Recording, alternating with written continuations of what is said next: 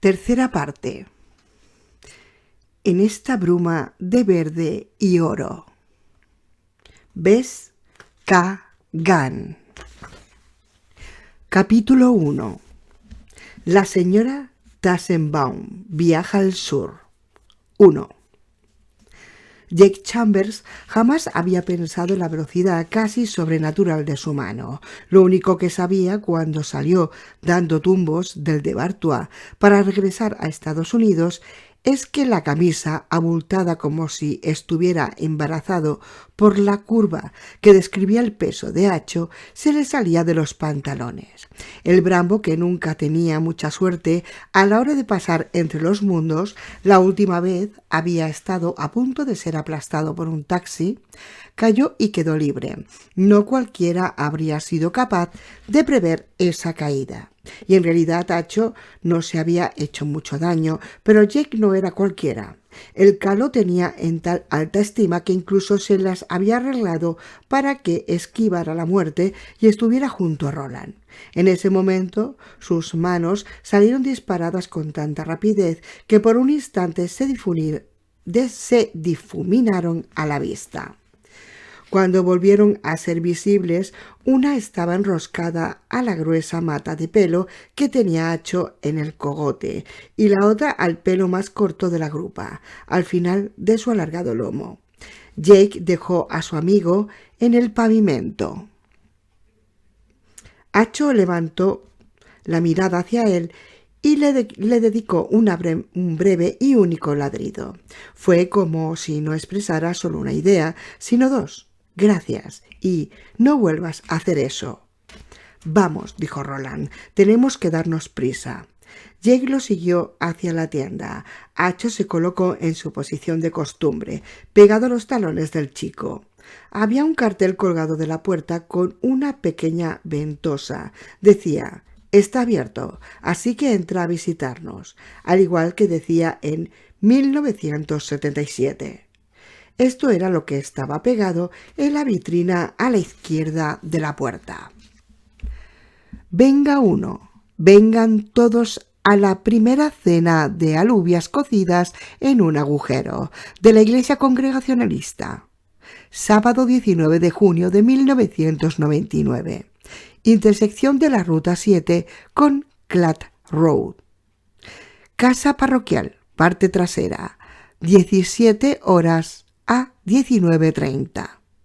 En la primera fiesta congrega siempre es una alegría verte, vecino. Jay pensó: la cena de alubias empezará dentro de una hora más o menos. Ya estarán poniendo los manteles y preparando los asientos. Pegado a la derecha de la puerta había un mensaje aún más asombroso para el público. Primera iglesia de los visitantes en Lovell Stoneham. ¿Quieres unirte a nuestras plegarias? Servicio de los domingos 10 de la mañana. Servicio de los jueves 7 de la mañana. Todos los miércoles, noche de los jóvenes, de 19 a 21. Juegos, música, escrituras y noticias sobre los visitantes. Vamos, adolescentes, no os lo perdáis. Buscamos la puerta hacia el cielo. ¿Quieres buscarla con nosotros? Jake se dio cuenta de que estaba pensando en Harrigan, el predicador callejero de la esquina de la Segunda Avenida con la calle 46, y preguntándose por cuál de esas dos iglesias podría haberse sentido interesado. La razón podría haberlo llevado a la primera congregacionalista, pero el corazón... «Deprisa, Jake», insistió Roland, y se oyó una campanilla cuando el pistolero abrió la puerta. Salieron flotando agradables aromas que a Jake le recordaron, al igual que le habían recordado a Eddie, la tienda de Tuck en la calle principal del Cala. Café y caramelos de menta, tabaco y salami, aceite de oliva, el salado y penetrante olor de la salmuera, azúcar y especias, y muchas cosas ricas. Siguió a Roland hasta el interior de la tienda, consciente de que había llevado como mínimo 2 cosas consigo. La pistola automática Coyote estaba metida en la cintura de sus vaqueros y la bolsa de orizas todavía colgaba de su hombro. Pendía del lado izquierdo, para que la media docena de platos que había en su interior estuvieran al alcance de su mano derecha. 2. Wendell McCoy, Chip, estaba en el mostrador de las exquisiteces pensando una cantidad bastante considerable de lonchas de pavo curado con miel para la señora Tannenbaum, y hasta que la campanilla de la puerta sonó, volviendo a poner la vida de Chip patas arriba. «Te has quedado como una tortuga patas arriba», solía decirse en los viejos tiempos para indicar que el coche se te había caído a la cuneta. Habían estado hablando sobre la creciente presencia de motos de agua en la laguna Kewadin, o mejor dicho, la señora Tannenbaum había estado hablando de ello.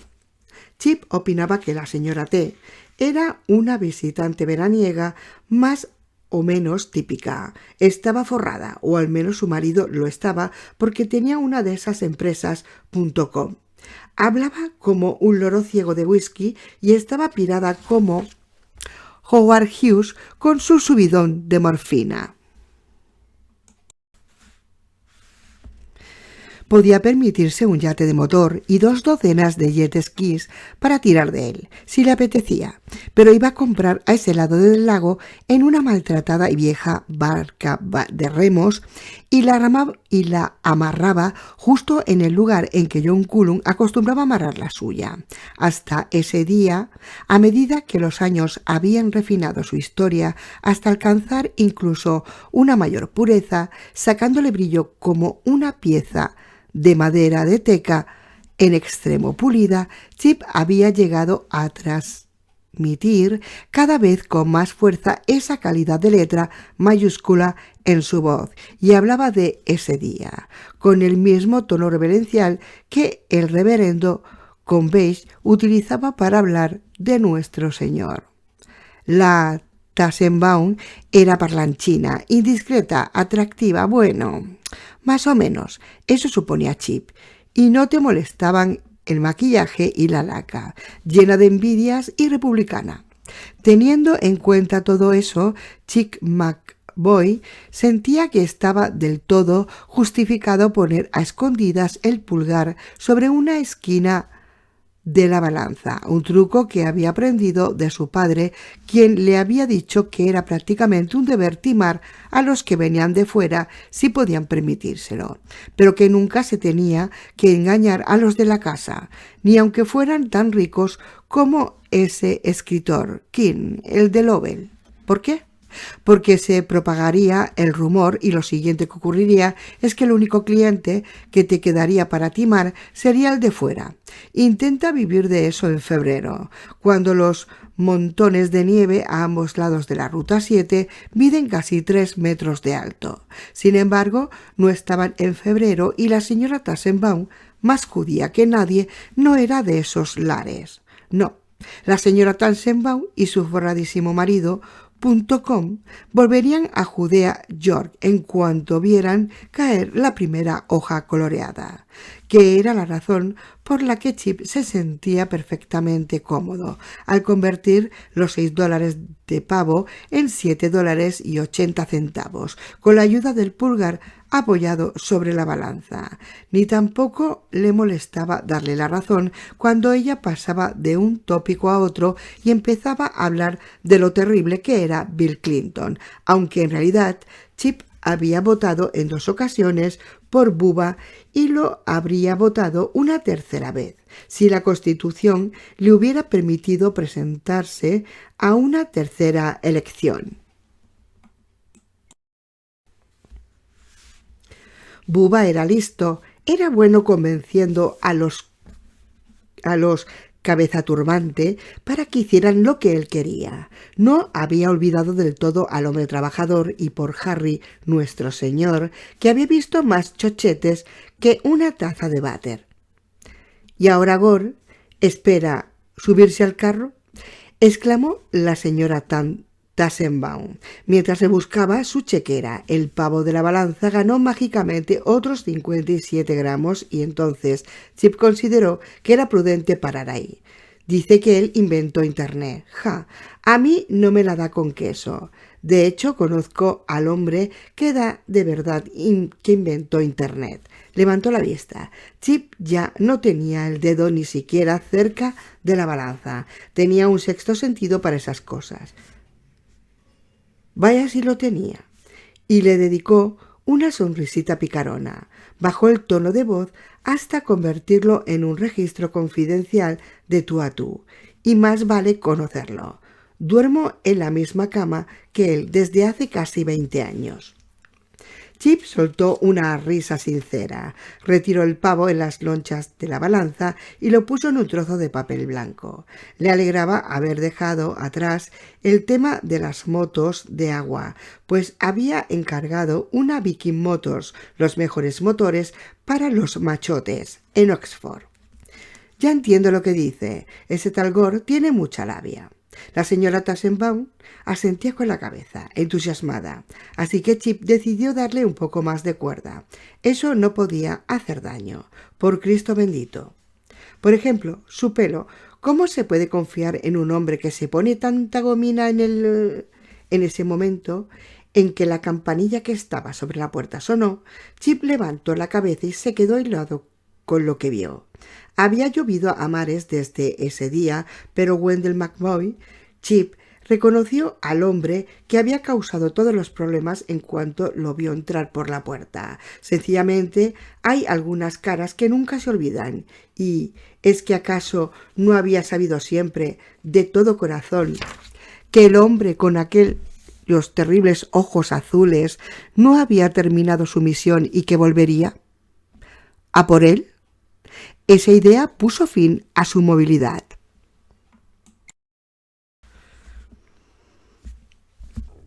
Chip dio media vuelta y salió corriendo. No consiguió dar más de 3 pasos al otro lado del mostrador cuando se oyó un disparo, que resonó como un trueno en la tienda. El lugar era más grande y elegante que en 1977, gracias a Dios y gracias a la insistencia de su padre, que se habían acogido a una lujosa póliza de seguros, y la señora Tassenbaum soltó un chillido desgarrador. 3 o 4 personas que estaban recorriendo los pasillos se volvieron con expresión de perplejidad, y una de ellas cayó muerta y golpeó contra el suelo. Clip tuvo tiempo para ver que se trataba de Rhoda Viper, la hija mayor de una de las 2 mujeres que habían sido asesinadas en ese mismo lugar. Ese día, entonces le pareció que habían retrocedido en el tiempo y que la que estaba allí tendida era Ruth, con una lata de maíz en crema que salía rodando desde su mano laxa.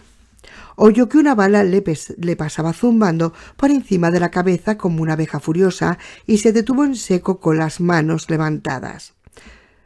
«No dispare, señor», se oyó a sí mismo gritar con débil, temblorosa voz de un anciano. «Llévese todo lo que haya en la caja registradora, pero no me dispare». «Date la vuelta», dijo el hombre que había puesto el mundo de Chip como una tortuga patas arriba. Ese día, el hombre que casi lo había matado había estado en el hospital de Brighton durante 2 semanas, por Cristo bendito, y ahora había reaparecido como un viejo monstruo de su armario infantil, los demás al suelo. «Pero tú date la vuelta, tendero, date la vuelta y mírame muy bien». 3. El hombre se tambaleaba de un lado a otro, y durante un instante Roland creyó que se desmayaría en lugar de volverse. Tal vez alguna parte de su cerebro, relacionada con el instinto de la supervivencia, le indicara que el desmayarse le daba más probabilidades de morir asesinado, porque el tendero consiguió mantenerse en pie y al final se volvió y encaró al pistolero. Era espeluznante. La ropa que llevaba era similar a la que llevaba la última vez que Roland estuvo allí. Podría haber sido la misma pajarita negra y el delantal de carnicero, atado bien alto justo encima de la panza. Todavía llevaba el peinado lacio y brillante pegado al cráneo, pero ahora el pelo era del todo blanco y no como sal y pimienta. Roland recordó que la sangre había salido volando de la sien izquierda del tendero cuando recibió un impacto de bala, una bala disparada por el mismísimo Andolini, por lo que le constaba el pistolero. Ahora había un nódulo grisáceo de piel cicatrizada en ese lugar. Roland supuso que el hombre se peinaba de tal forma que dejara a la vista esa marca en lugar de ocultarla. O bien había tenido la suerte del novato ese día, o bien le había salvado el K. Roland pensó que era más probable que hubiera sido el K. A juzgar por la enfermiza mirada de reconocimiento en los ojos del tendero, Chip también pensó en ello. ¿Tienes un carro móvil? ¿Un camión móvil o un taxi?, preguntó Roland, apuntando con el cañón de su pistola a la cintura del tendero. Jake se adelantó para situarse junto a Roland. «¿Quiere decir que conduces?», le aclaró el tendero. «¿Una ranchera?», consiguió responder el tendero. «Una ranchera International Harvester. Está ahí fuera, en el aparcamiento». Metió la mano en el delantal tan deprisa que a Roland le faltó muy poco para dispararle. El tendero, gracias a Dios, no se dio cuenta. Todos los clientes de la tienda estaban en el suelo boca abajo, incluida la mujer situada delante del mostrador. Roland podía oler el fiambre que estaba comprando y le sonaron las tripas. Estaba cansado, hambriento, abrumado por la pena y había demasiadas cosas en las que pensar, demasiadas. Era poco. Su mente no podía seguir el ritmo. Jake habría dicho que necesitaba tomarse un tiempo muerto, pero no veía ni un solo tiempo muerto en su futuro inmediato. El tendero tenía extendido un puñado de llaves. Le temblaron los dedos y las llaves tintineaban. El sol del ocaso, que se reflejaba en la vitrina, llegó hasta ellos y proyectó complejos destellos con los ojos del pistolero. Primero, el hombre con el delantal blanco había colocado una mano fuera de la vista del pistolero sin pedir permiso y no lentamente, y ahora el hombre sostenía un puñado de objetos metálicos que producían reflejos como para cegar a su adversario. Era como si estuviera intentando que lo mataran. Pero había ocurrido lo mismo el día de la emboscada, ¿verdad? El tendero, cuyos pies habían sido más rápidos en aquella ocasión y que no tenía esa chepa en la espalda, los había seguido a Eddie y a él de un lugar a otro, como un gato que no deja de meterse entre las piernas, sin preocuparse por las balas que volaban a su alrededor, al igual que parecía no preocuparse por la que le había hecho una hendidura en la sien. En un momento determinado, según recordó Roland, habían hablado de su hijo casi como el cliente de una barbería que da conversación mientras espera su turno para ponerse a merced de las tijeras. «Quédese en la camioneta, llévesela y váyase», le decía el tendero. «Es suya, se la doy, de verdad». «Si no dejas de deslumbrarme con esas malditas llaves ahí, lo que voy a llevarme será tu respiración», advirtió Roland. Se oyó otro reloj detrás del mostrador. Ya se había dado cuenta de que ese mundo estaba lleno de relojes, como si las personas que vivían allí creyeran que con esa cantidad de relojes podían apresar el tiempo. Las 10:04, lo que suponía que ya habían estado durante 9 minutos en el lado de Estados Unidos. El tiempo iba a toda velocidad. En algún lugar de por allí cerca, casi con total seguridad, Stephen King estaba dando su paseo vespertino y corría un desesperado peligro, aunque él no lo sabía. ¿Habría ocurrido ya? Ellos, al menos Roland, siempre habían creído que la muerte del escritor sería un duro golpe, como otro terremoto, aunque tal vez no. Quizá las consecuencias de su muerte serían más graduales. ¿A cuánto queda de Turtleback Lane? le soltó Roland al tendero. El anciano Saí se limitó a mirarlo con los ojos abiertos de par en par y nublados por el terror. En toda su vida Roland había sentido más ganas de dispararle a un hombre o darle un culatazo, al menos. Parecía tan idiota que era como una cabra con la pata atrapada en una grieta. A continuación, la mujer que estaba tendida delante del mostrador de la carne habló. Estaba mirando a Roland y a Jake, con las manos a la espalda. «Eso está en Lovell, señor. Está a unos 8 kilómetros de aquí». Con una sola mirada a sus ojos, grandes y marrones, temerosos pero no aterrorizados, Roland supo que esa mujer era quien le interesaba, no el tendero. A menos que, claro estaba, se volvió hacia Jake. «¿Sabrás conducir la camioneta del tendero durante 8 kilómetros?» Roland vio que el muchacho quería responder que sí, pero se dio cuenta de que no podía permitirse correr el riesgo de que todo se fuera al traste antes de empezar por intentar que ese chico de ciudad hiciera algo que no había hecho en su vida. «No», respondió Jake, «creo que no. ¿Y tú qué?» Roland había visto a Eddie conducir el coche de John Cullum. No parecía tan difícil, pero tenía que pensar en su cadera. Rosa le había dicho que el chasquido seco se extendería cada vez más deprisa, como un fuego avivado por los vientos recios, había dicho, y en ese momento entendió a qué se estaba refiriendo. De camino a Calabrin Sturgis, el dolor de la cadera no había sido más que una punzada ocasional. Ahora era como si hubieran infiltrado plomo candente en la fosa de la articulación y se la hubieran envuelto con alambre de espinos. El dolor se proyectaba por la pierna hasta el tobillo derecho. Había visto a Eddie manipular los pedales, entre el pedal que hacía que el coche adquiriese más velocidad y el que lo frenaba, usando siempre el pie derecho, lo que significaba que la cabeza del fémur estaba continuamente dando vueltas en el acetábulo. No creía poder hacerlo, no con un mínimo de seguridad. «Creo que no», respondió. Agarró las llaves del tendero. Luego miró a la mujer tendida delante del mostrador de la carne. «Levántese, señora Saí», le ordenó. La señora Tannenbaum obedeció y cuando estaba de pie, Roland le entregó las llaves. «No paro de encontrarme con gente útil en este lugar», pensó. «Si esta es tan buena como resultó ser Cullum, puede que todavía pueda irnos bien». «Va a llevarnos a mi amigo y a mí a Lovell», anunció Roland. «A Tuttlebach Lane», dijo ella. «Decís verdad, digo gracias». «¿Va a matarme cuando lleguemos a donde quiere ir?» «No, a menos que usted se entretenga», advirtió Roland. Ella lo pensó y asintió con la cabeza. «Entonces no me entretendré. Vamos».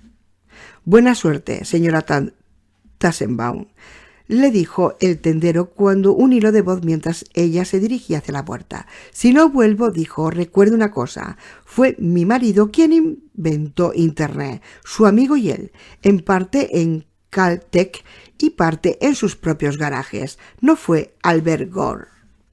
A Roland volvieron a sonarle las tripas. Se acercó al mostrador. El tendero se alejó a rastras de él, pues sospechó que tenía la plaga roja. Cogió el puñado de pavo de la mujer y se metió 3 lonchas en la boca. El resto se lo pasó a Jake, quien se comió 3 lonchas y bajó la vista hacia Acho, que estaba con la cabeza levantada, mirando la carne con gran interés. «Te daré tu parte cuando estemos en la camioneta», prometió Jake. «Neta», repitió Acho, entonces con mucho más énfasis. «¡Parte!». «Por Jesús, que murió en la cruz», exclamó el tendero. 4.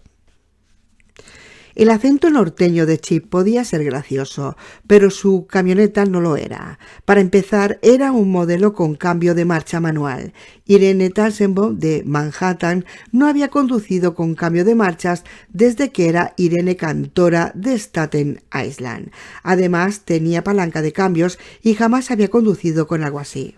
Jake iba sentado junto a ella con los pies colocados alrededor de la mencionada palanca, y Acho, que todavía masticaba el pavo, estaba acostado en su regazo, Roland se balanceaba en el asiento del copiloto, intentando no gruñir por el dolor de la pierna, y Irene olvidó pisar el embrague al darle al gas. La ranchera dio un tirón hacia adelante y luego se caló. Por suerte llevaba rodando por las carreteras del oeste de Maine desde mediados de la década de 1960, y el tirón fue como el brinco amortiguado de una yegua madura, más que el vívido corcoveo de un potro. De no haber sido así, Jim McCoy habría perdido al menos otro vidrio de la vitrina.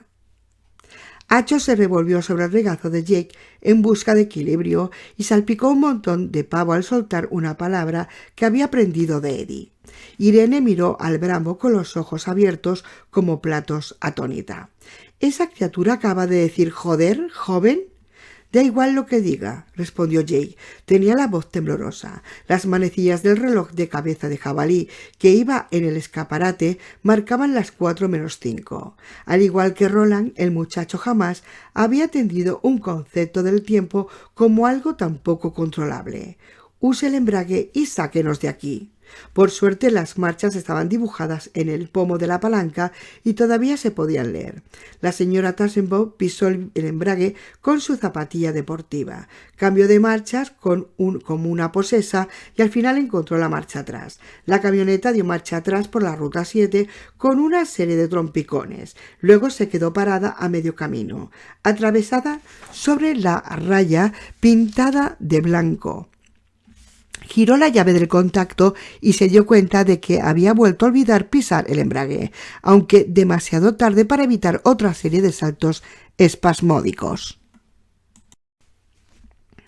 Roland y Jake se agarraban al polvoriento salpicadero metálico, donde había una pegatina de colores desvaídos que anunciaba América, ámala o déjala, en rojo, blanco y azul. En realidad, esa serie de saltos fue algo bueno, puesto que en ese momento un camión cargado con troncos, a Roland le resultó imposible no pensar en el camión con el que había chocado la última vez que habían estado allí, coronó la ascensión a la tienda del norte. Si la camioneta no hubiera estado dando saltos en el aparcamiento del almacén y chocó con el guardabarros de un coche aparcado cuando se detuvo, seguramente habrían recibido un golpe tremendo y seguramente habrían muerto. El camionero dio un volantazo, tocando el claxon, al tiempo que las ruedas traseras levantaban una nube de polvo. La criatura en el regazo de Jake, a la señora Tassenbaum, le pareció una extraña mezcla entre perro y mapache, volvió a ladrar. Joder, la señora Tassenbaum estaba casi segura de haberle oído.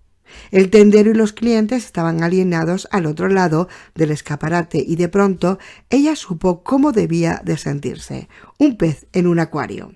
«Señora, ¿sabe conducir este trasto o no?», gritó el muchacho. Llevaba una especie de bolsa colgada al hombro. A la señora Tassenbaum le recordó la bolsa del chico de los periódicos, solo que era de piel en lugar de lino y al parecer en su interior llevaba platos. «Sé conducirlo, jovencito. No se preocupe». Estaba aterrorizada y aún así, al mismo tiempo, ¿estaba disfrutando de aquello? Estuvo a punto de pensar que sí.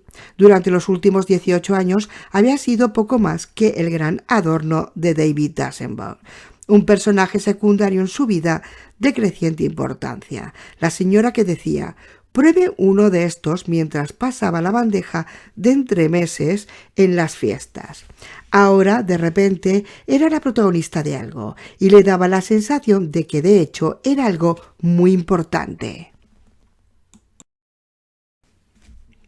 «Respire hondo», dijo el hombre, con el rostro tremendamente quemado por el sol. Sus brillantes ojos azules se clavaron en los de ella, y cuando lo hicieron le resultó difícil pensar en otra cosa. Además, la sensación era agradable. Si esto es hipnosis, pensó, tendrían que enseñarlo en la escuela. Aguante la respiración y luego déjela salir, y luego póngase a conducir, por la gloria de su padre. Respiró hondo como le habían sugerido y de pronto el día pareció más luminoso, casi brillante, y escuchó el canto lejano de unas voces deliciosas. ¿Estaba encendida la radio de la camioneta y sintonizada en algún canal de ópera? No, no había tiempo para comprobarlo. Sin embargo, era agradable, fuera lo que fuese, tan relajante como una inspiración profunda. La señora Tannenbaum volvió a pisar el embrague y encendió otra vez el motor. Esta vez encontró la marcha atrás al primer intento y retrocedió casi con suavidad hasta la carretera. En su primer intento de meter una marcha para avanzar hacia adelante, metió la segunda en lugar de primera, y la camioneta estuvo a punto de calarse cuando soltó el embrague, pero entonces fue como si el motor se compadeciera de ella. Con un resuello de pistones sueltos y un enloquecido traqueteo procedente de debajo del capó, empezaron a rodar hacia el norte en dirección a Stonehenge Lovell. ¿Sabe dónde está Tortelback Lane?, le preguntó Roland. Delante de ellos, cerca de una señal que indicaba Camping del $1.000.000. Salió tambaleándose a la carretera un viejo monovolumen de color azul. Sí, respondió ella. ¿Está segura? Lo que menos quería el pistolero era perder un tiempo valioso en tratar de encontrar el camino trasero de la entrada a los King. Sí, tenemos unos amigos que viven allí, los Behar. Durante un instante Roland intentó hacer memoria, pues sabía que había escuchado ese nombre, pero no recordaba dónde. Entonces lo recordó. Behar era el apellido del hombre que tenía la cabaña donde Eddie y él habían mantenido su última garla con Jock Cullum. Sintió una nueva punzada de tristeza en el corazón al pensar en Eddie, tal como había estado esa tarde de tormenta, todavía tan fuerte y vital. «Está bien», dijo, «la creo». Ella lo miró, pasando la vista por encima del muchacho sentado entre ambos. «Tiene muchísima prisa, señor, como el conejo blanco de Alicia en el País de Maravillas. ¿A qué acontecimiento tan importante llegan tarde?»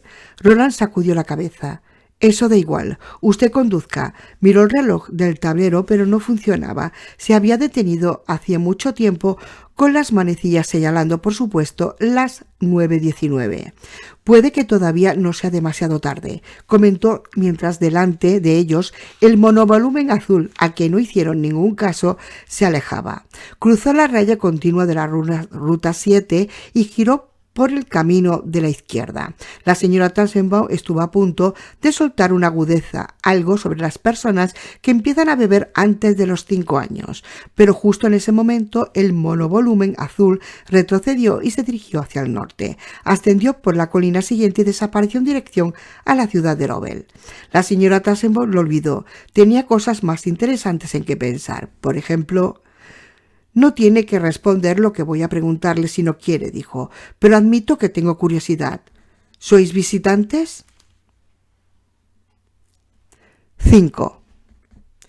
Brian Smith ha pasado las 2 últimas noches, junto con su Rottweiler, unos cachorros de la misma camada a los que había llamado Bullet y Pistol, en el campi del $1.000.000, justo pasada la frontera de Lovell, Stonehenge. Se está bien allí, junto al río. Los lugareños llaman a la destartalada estructura de madera que se extiende sobre el agua el puente del $1.000.000, que Brian entiende como una broma y bastante divertida. Dios santo. Además, hay tíos, hippies de los bosques de Sweden, Harrison y Waterford, sobre todo, que a veces se presentan por allí con drogas para la venta. A Brian le gusta colocarse, le gusta ponerse, si a bien tiene, y está puesto en esta tarde de sábado. No mucho, que es como le gusta, pero suficiente para tener un ataque grave de hambruna post-colocón. En el almacén central de Lovell tienen esas barras de chocolate en Mars. No hay nada mejor para la hambruna post-colocón que esas barritas. Sale del camping y entra en la ruta 7 sin mirar ni a un lado ni a otro y dice: «Me cachis, se me ha vuelto a olvidar». Pero no hay tráfico. Más adelante, sobre todo después del 4 de julio y hasta el Día del Trabajador, habrá un tráfico bastante denso contra el que luchas, incluso allí en el culo del mundo, y seguramente se quedará más cerca de casa. Sabe que no es muy buen conductor. Una multa más por exceso de velocidad o alguna castaña seguramente le retirarán el carné durante 6 meses. Otra vez. Sin embargo, esta vez no hay ningún problema. No viene nada más que una vieja camioneta y esa pequeña está a casi 1 kilómetro de distancia. «¡Muerde mi polvo, vaquero!», grita y suelta una risita nerviosa. No sabe por qué ha dicho vaquero, cuando la palabra en la que había pensado era hijo puta. Como en «muerde el polvo, hijo puta», pero suena bien. Suena apropiado. Ve que se ha metido en el otro carril y corrige el rumbo. «¡Otra vez en marcha!», grita y suelta otra risita aguda. «¡Otra vez en marcha!». Esta es buena y él siempre la usa cuando está encima de una chica. Otra buena es cuando mueves el volante de un lado a otro haciendo que el coche se menee y dices «jodó». Al igual se me ha pasado la mano con el jarabe para la tos. Se sabe un montón de frases ocurrentes de ese tipo. Incluso una vez pensó en escribir un libro titulado «Chistes de carretera para zumbados». ¿No habría sido eso la bomba? Brian Smith, autor de un libro como ese Talking de Lovell. Enciende la radio. La furgoneta da un bandazo hacia el arcén izquierdo. Levanta una nube de polvo, pero no acaba en la cuneta y sale Steely Dan cantando «Hey 19, oye, 19, qué buena, sí señor». Buena, buenísima. Conduce un poco más rápido. Como reacción ante la música, mira por el retrovisor y ve a sus 2 perros, Bullet y Pistol, que miran por encima del asiento trasero, con los ojos brillantes. Durante un instante, Brian piensa que están mirándolo a él. Tal vez estén pensando en lo buen tipo que es. Luego se pregunta cómo puede llegar a ser tan estúpido. Hay una nevera de espuma de poliestireno detrás del asiento del conductor y 30 gramos de carne de hamburguesa fresca dentro. Tiene intención de cocinarla más adelante en una barbacoa que hay en $1.000.000, sí, y un par más de barritas Mars de postre. Por las barbas de Cristo, las barritas Mars están ricas, ricas de verdad. «Chicos, vosotros nada de meter las narices en esa nevera», advierte Brian a los perros que puede ver en el espejo retrovisor. Esta vez el monovolumen acelera en lugar de dar un bandazo y cruza la raya continua y se pasa al otro lado del carril mientras sube una pendiente sin visibilidad a una velocidad de 80 km por hora. Por suerte o por desgracia, según el punto de vista de cada uno, no viene nada en sentido contrario. Nada tiene el avance de Brian Smith hacia el norte. Nada lo detiene. «Vosotros nada de meter las narices en esa nevera, en mi cena». Pronuncia igual que John Cullum, pero la cara echada hacia atrás para mirar a los perros es la cara de Shemi Ruiz. Es prácticamente idéntico. Shemi podría ser un cachorro de la misma camada que Brian Smith.